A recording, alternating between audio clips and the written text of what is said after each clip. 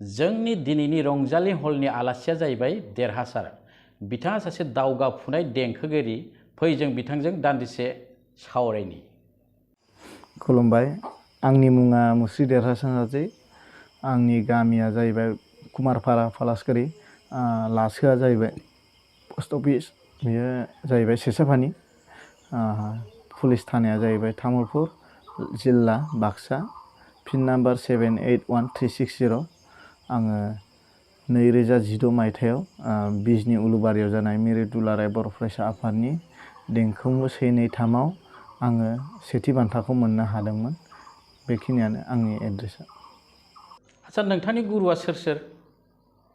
आंनि गुरुआ जाहैबाय, आङो गिबियाव 2008 मायथाइनिफ्राय क्लासिकेल बा सारेगामा क्लासाव आङो दिपक मदै सार बिथांजों आङो सारेगामा क्लासखौ सोलोंजेनदोंमोन। 2008 मायथाइनिफ्राय 2013 मायथाइयाव आङो बिसारत कमप्लिट खालामदों।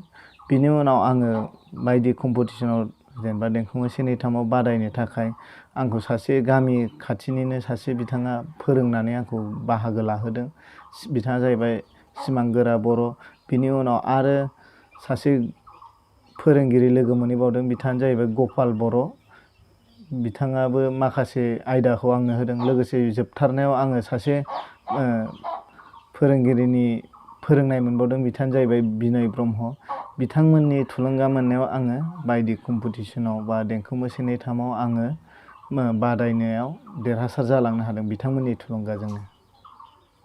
दासिम बिटिआरआव गोबां आर्टिस्ट जोनोम जाबाय। बिथांमोननि गेजेराव सोरहाबा रोंगौथि दं, सोरहाबा रोंगौथि गैया। बिनि जाहोनखौ नोंथाङा मा सानो? दा बे बेलायाव बुंनो गोनां जायोबा जेनेबा ड्रामा स्कुल बा बायदि स्कुल गैया होननाय बायदिया जाहैबाय।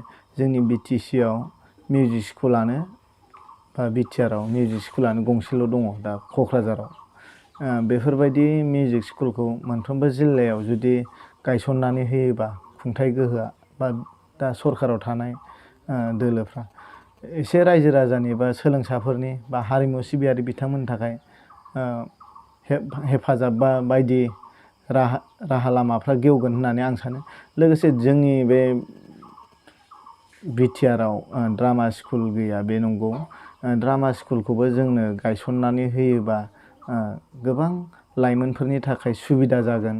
आरो गोबां लाइमोनफ्रानो दिनै ड्रामा बानायनाय बायदियाव बा फिल्म इन्डास्ट्रि बायदियावबो जौगालाङो। फिल्म इन्डास्ट्रिखौबो जोंनो गायसननानै होयोब्ला जोंनि बर' लाइमोनफ्रा बा जोंनि बिटिआरनि थागिबि बा दुलाराय आसामनि बयबो साफ्रोमबो हारिमु सिबियारि बिथांमोन, बायदि बायदि बिथिङाव थानाय हारिमु सिबियारि बिथांमोनानो गावखौनो डेभेलप खालामनो बा जौगानो हानायनि लामाया थागोन। नोंथाङा मोजां मोननाय माखासे महरगिरिफोरनि मुं बुंब्ला नायग्रा बिथांमोना मोजां मोनगोन। दा आं खोनाना मोजां मोननाय गारांगिरि होनबा बिग्राय ब्रह्मनि मेथाइखौनो साबसिन मोजां मोनो। देंखोगिरि हिसाबै बिथां फुंखा महिलारि बिथांनि मेथाइफोरखौ आङो बिग्राय ब्रह्म रोजाबनाय मेथाइफोरखौ आं जोबोद मोजां मोनबोदों। आरो दिनैबो बिथांनि मेथाइयानो आंनि फारसे बांसिन सोलिनाय जायो आरो। एक्ट्रिसफोरनि बेलायाव आङो एक्टरनि बेलायावबो बुंनो सानबाय। एक्टराव आङो मोनसे समाव बिथाङा मैखोमै बाहागो लाबोदों। बिथाङानो जाहैबाय दिलीप बसुमतारी। लिरोना बर' लिरोमोन, आं उपाधिखौ मिथिला, टाइटेलखौ। थेवबो दिलीप बिथांनि माखासे फावथिनाफोरखौ आं मोजां मोनोमोन। नाथाय बिथाङा दिनै सोरगोआरि जालांबाय। आरो एक्ट्रिसनि बेलायाव संगिनानि एक्टिंफोरखौ आं साबसिन मोजां मोनोमोन। बिथाङाबो थांनानै दं। आरो एक्ट्रिस दंबावो मासुम ब्रह्म, बिथांनिखौबो मोजां मोनो, दाबो बिथाङा दङ। आरो राजिब ब्रह्म आरो राजस्रि बसुमतारी, लोगोसे दानि गोदान मुगायाव फैनायाव सोरां ब्रह्म बिथांमोनखौ मोजां मोनो, प्रबिन बिथांमोनखौ। दा गोबां दङ, नामफोरखौ आं मोनथिजोबा। आङो इसेबां फिल्म नायबाबो आं नामफोरखौ गोसोआव लास्लाबजोबनो हाया। मानो होनबा गोबाङानो गोदान ओंखारदों। आंनि गोसोआव दिनै नोंथांमोननि मोगा मोगियाव जा गोसोआव फैदों आं बेखौनो फोरमायबाय। नामफोरखौ आं गोसोआव फैजोबाखै, थेवबो आंनि सालाय बिजौआव जि फैदों आं बेखौनो फोरमायबाय। नोंथाङा अडिअ एलबाम एबा बड' फिल्मफोराव गोबां मेथाइ रोजाबबाय, बिनिनो नोंथाङा साबसिन मोजां मोननाय दोंसे मेथाइ रोजाबदो। आगै नोंबो रुवाथि आंबोथ' दाहोना, दांदाव जाया रायदाव जाया माबा माबि बुंखा हाया, आदोर मालि देलाहाय मांग्रि नोंलाय आंनि फंसे खोथालायानो, आदोर मालि देलाहाय मांग्रि नोंलाय आंनि फंसे खोथालायानो। बेबो दोंसे आरो बेनि सिगाङाव दोंसे ओंखारबावदों, बेखौ लिरदोंमोन गोहोम बसुमतारी, बिथाङा जाहैबाय उदालगुरिनि।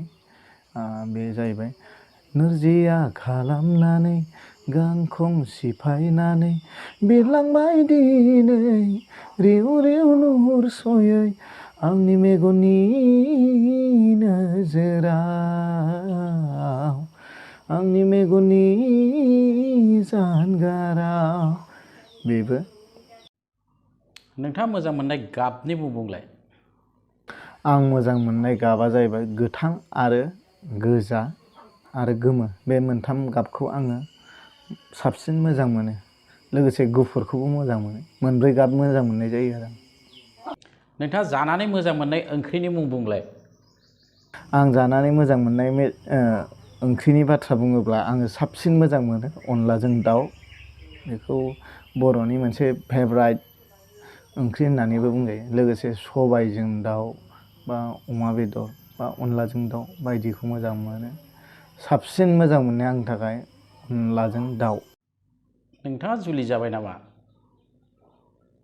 आंथ' दा जुलि जायाखै, आङो दा सेंग्रा बैसोआवनो दं। जायखिजाया जुलिनि खोथाखौ आं सानथ'नाय जायाखै। जेब्ला सम जागोन, मथा मथि बोसोरनै बोसोरथामसोनि उनावसो आङो जुलिनि खोथाखौ साननो हागोन। मानो होनबा आंहा दा उन सिगां आंहा रां दिहुननो हानाय बा बायदि न'खर दानो हानायनि लामाखौ आं दासिम दिहुनना लानो रोङाखै। बिनि थाखायनो आङो दा जुलिनि खोथाखौ आं फोरमायथ'नो हाला। जायखिजाया आङो जि जुलिनि खोथा सानगोन, आं बोसोरनै बोसोरथामसोनि उनावसो आङो जुलिनि खोथाखौ साननो हागोन होननानै आं दा नोंथांनि बे चेनेलनि गेजेरजों फोरमायबाय आरो। नोंथाङा इयुनाव माबाफोर हाबाफारिनि सिमां सुजुदों नामा? इयुननि बाथ्राखौ बुङोब्ला आंनि गोसोआव दा आङो गिबियाव आंनि जिउ दानायनि लामायाव माबा मोनसेबाबो सार्भिस दिहुनना लानायनि सिमांखौ सुजुग्रोदों। बिनि उनाव मोनसे गोग्गोम न'खर दाजेननाय, बिनि उनाव लोगोसे आङो ओनसोलाव बिदिनो लाइमोनफोरनि थाखाय माबा मोनसेबाबो हाबाफारि लानायनि गेजेरजों सोलायनाय लाबोनो हागोन नामा। गथ' गथायनि गेजेराव जेनेबा हारिमु सिबिनाय बिथिङाव जोंनि बर'नि गेजेराव गोबां खायसे खायसे ओनसोलाव गोग्लैसोनानै दं। बेफोरबायदियाव जेनेबा दामनाय देनाय बा रोजाबनाय बायदि हाबाफारि खुंफुंनाया जोंनि ओनसोलाव खम जानानै दं। बेफोरबायदिखौ जोङो लाबोनो हागोन नामा, बेखौ आंहा साननाय दं आरो बेनिखायनो आं मावलांनो सानदों। आङो आरो माखासे उन्दै उन्दै गथ'फोरखौ आं दिनैसिम बिदिनो क्लासबो खालामबोबाय, जेनेबा मेथाइ रोजाबनायनि सायाव। बेफोरनो बेनि सायाव आङो माखासे एसे नायबिजिरनायनि गेजेरजों जेनेबा गथ'फोरखौ आरो गोजौ लेभेलसिम थांबावनो हानाय लामा दिन्थिनो हागोन नामा। आंनि साननाया बेखौनो, बेनि थाखायनो हाबाफारि बेफोरजों लोगोसे सरजाबनानै जोङो हाबाफारिखौ लालांनो नाजागोन। बेखिनियानो। गोजोन्थों। साबायखर।